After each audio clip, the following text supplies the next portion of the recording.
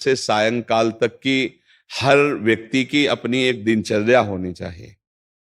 ऐसा नहीं कि आज हम 4 बजे उठे, कल 7 बजे उठे, पर फिर मन को आप कंट्रोल नहीं कर पाएंगे।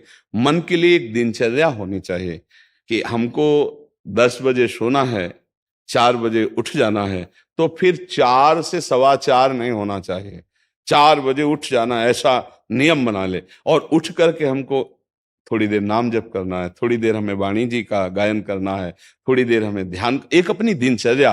फिर हम अपने संसार के कार्य के नियम, जो संसार के कार्य हैं, उनको भी करते हुए भगवान को समर्पित करें। जैसे जो पद में है, जो आपको राष्ट्र सेवा मिली है, जो आपको समाज सेवा के पद मिले हैं, या आपको जो घर की सेवा के कार्य मिले हैं, उनमें बहुत धर्म पूर्वक आचरण होना चाहिए। अगर आप अधर्म आचरण करते हैं, अपने पद का दुरुपयोग करते हैं, तो आप सुबह जग करके थोड़ा माला चला लीजिए, फिर भी आपका कल्याण नहीं होगा, क्योंकि आप अपने पद का, अपने सेवा का दुरुपयोग कर रहे हैं। जैसे हम जानते हैं कि अधर्माचरण है, ये अधर्मी है, हमें पता है दोषी है, और वो हमको कुछ धन दे देता है, और हम उसको मुक्त करवाने की बात सोचते हैं, और जो निर्दोष है उसको फंसा देते हैं। अब तुम चाहे जितना माला चलाने की कोशिश करो या दान पुण्य करो, वो तुम्हारा अधर्म आचरण, वो अधर्म का धन तुम्हें सतमार्ग में नहीं जाने देगा। नियम लेना चाहिए कि जिस पद में है, जिस धर्म में है, जिस कर्तव्य में है, चाहे कुछ भी हो जाए, हम अपने कर्तव्य से विमुख नहीं होंगे।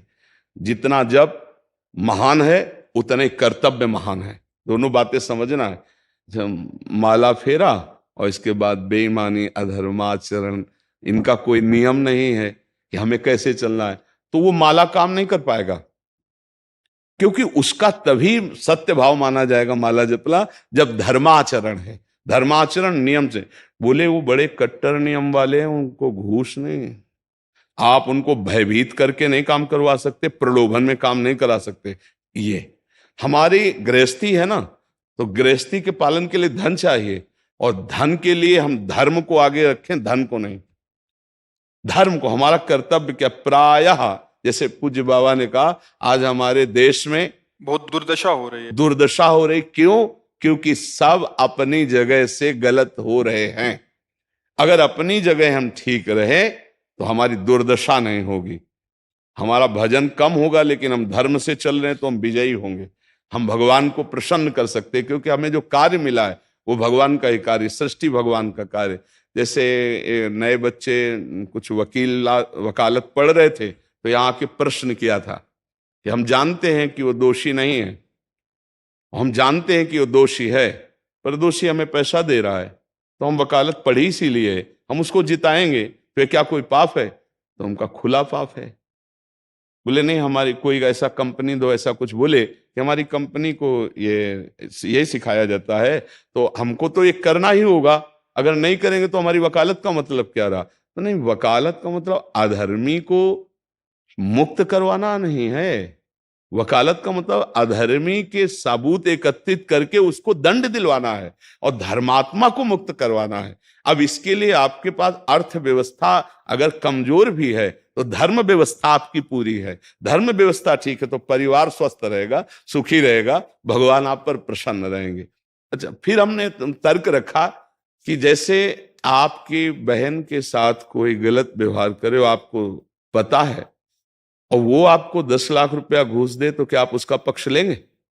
नहीं। तो फिर दूसरी बहन के साथ किया है। अब यहां विचार करना है ना, अपने भाई का अगर कत्ल किए हो, मुझे पता हो कि ये दोषी है, तो क्या हम पैसे से उसको मुक्त करने देंगे? लगेगा कि जान की बाजी लगा देंगे, और तुम्हें हम ऐसे ही एक गरीब आदमी की किसी ने हत्या की है, तो आपका पक्ष बनता है। पर यह ज्ञान कहां मिलेगा? बिना अध्यात्म के ज्ञान तो मिलेगा नहीं। ज्ञान तो इस बात का मिला कि कैसे पैसा कमाया जाए। अच्छा, वो पैसा यदि अधर्म से आया है तो आपकी दुर्दशा कर देगा, आपकी बुद्धि भ्रष्ट कर देगा। तो जो बाबा कह रहे हैं कि आज हमारे समाज की बड़ी दुर्दशा हो रही, उसका कारण यही है कि हमें अध्यात्म का ज्ञान नहीं, हमें धर्म का ज्ञान नहीं, और बड़ी बड़ी गलतियां हो जाती है। बिल्कुल पता है आदमी निर्दोष है, और हम धन के प्रभाव से उसको दंड दे देते हैं। वो दंडा भगवान जब आपको पलट कर देंगे तो आप सह नहीं पाओगे। उसका परिणाम बहुत बुरा होता है। तो इसलिए समाज को चाहिए अपने अपने कर्तव्य का पालन करते हुए एक नियमावली बना ले। जैसे कुछ दुकानों का नियम होता है कि वहां फिक्स रेट होता है, नहीं होता?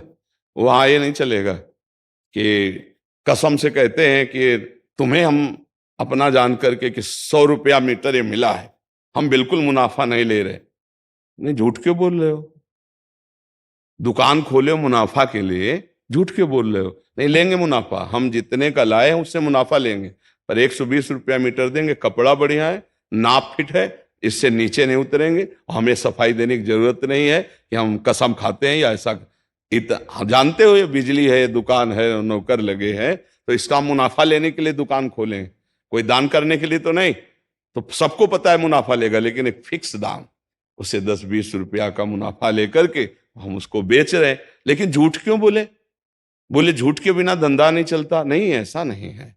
अब असत्य बोलोगे तो उससे जो आपको मुनाफा मिलेगा वो आपकी बुद्धि भ्रष्ट करेगा, और सत्य है कि मुनाफा के लिए है वही चीज, और आप एक फिक्स रेट में दे रहे, बढ़िया है। अब अगर आप कोई मिलावट करके भोजन सामग्री दे रहे हैं, आपको पता है, तो जो खाने वाले के हृदय में बैठे हुए भगवान है वो तुम्हारे जीवन में मिलावट कर देंगे, तुम्हारा जीवन महान दुखमय हो जाएगा। ये कहां समझा जाता है? एक आदमी सिंथेटिक दूध बना रहा है, उससे कहो ये अपने बच्चे को पिलाओ, नहीं पिलाएगा। फिर ये दूसरे का बच्चा जब पिएगा तो उसकी हालत क्या होगी? दूसरे शरीर में जाएगा तो हालत क्या होगी? वो केवल धन की बुद्धि रख रहा है। एक आदमी घी में केमिकल मिला रहा है, एक ऐसे अभक्ष पदार्थ मिला है, वो स्वयं नहीं खाएगा, लेकिन वो होटलों में भेजा जाएगा, हजारों लाखों लोग खाएंगे, बीमारी बढ़ेगी, उसको रुपया से मतलब है। ये चीज, ये दुर्दशा हर जगह धर्म का ज्ञान न होने के कारण फैल रही, नहीं फैल रही। एक मरीज बीमार है, असली दवाओं में पैसे ज्यादा है, नकली दवा लेकर के असली के दाम में बेच देना, उसको बिल्कुल फायदा ना होना। लेकिन परमात्मा देख रहा है, तुम जानते हो नकली दवा है, वो तो नहीं जानता बेचारा, ज्यादा पढ़े लिखे नहीं, किसान आदमी गांव का आया है, तुमने दे दिया और उसने पैसा दिया असली के। अब वो पैसा तुम्हारी बुद्धि भ्रष्ट करेगा, तुम्हारे परिवार में कलह पैदा करेगा और तुम्हारा पतन कर देगा। ऐसे हर डिपार्टमेंट में, हर विषय में यदि हम अपने धर्म से चले, अपने सत्य से चले और थोड़ा भी भजन होगा, वो आपको उत्तम गति प्रदान करेगा। पर ऐसा कहां समझ में आ रहा? अध्यात्म के बिना भला ऐसा समझ में आएगा? तो इसीलिए कह रहे हैं हमारे देश की दुर्दशा हो रही। पूर्वजों में पहले यह था कि हमारा धर्म नहीं जाना चाहिए चाहे प्राण चले जाएं, हमारा चरित्र नहीं जाना चाहिए चाहे सर्वस्व नष्ट हो जाए। आज इसकी कोई परवाह नहीं, तो उसी से बुद्धि भ्रष्ट हो जाती है, जीवन एक पशुवत आचरण वाला हो जाता है, और वो अपने को बड़ा सुखी समझने लगते हैं कि हमारे पास बड़ा वैभव है। लेकिन प्यारे, उस दिन को याद करो जिस दिन तुम्हारा आखिरी समय होगा, ना तुम्हारा फार्म हाउस जाएगा, ना महल तुम्हारा जाएगा, ना बैंक बैलेंस जाएगा, ना कोई व्यक्ति, और ना ये शरीर। अब तुम्हारे कर्म तुमको भोगवाएंगे। उस समय की कौन याद करता है? अगर उस समय की याद हो तो भय लग जाए कि नहीं नहीं, पाप नहीं करूंगा, क्योंकि जाना है यहां से। अच्छा, कब जाना कुछ पता नहीं, किसी भी समय ट्रांसफर हो सकता है इस शरीर से। तो हमें लगता है कि महापुरुषों के जो वचन हैं कि हमें एक नियम से जीवन जीना चाहिए, धर्म पूर्वक जीवन जीना चाहिए, अपने कर्तव्य का पालन करना चाहिए।